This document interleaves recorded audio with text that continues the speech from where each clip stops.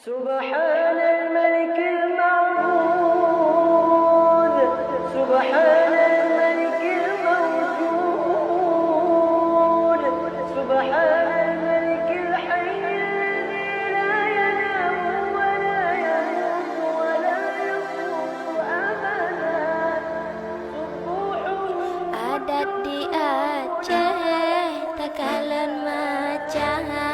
kememak megang sambut puasa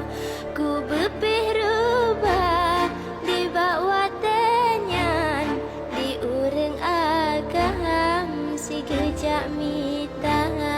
di ureng agam si gejak mita. Ladom kageblo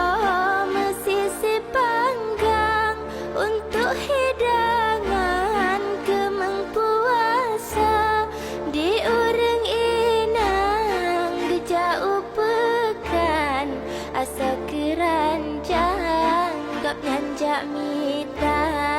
asa keranjang gap nyanjak mita.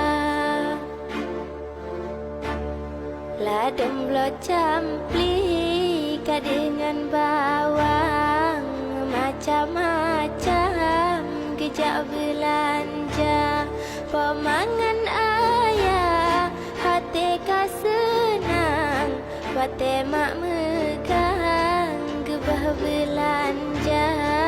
wate mak megang gebah belanja.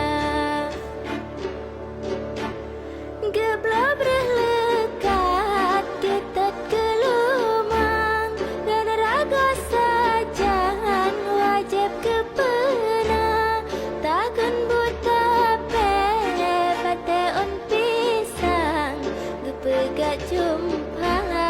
dan serikaya gepegat jumpang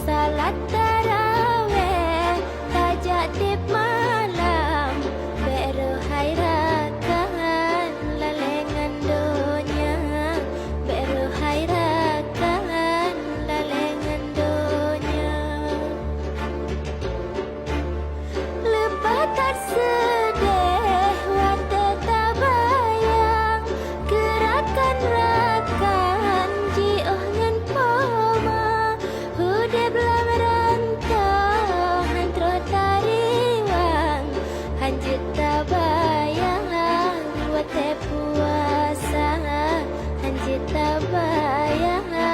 buat buat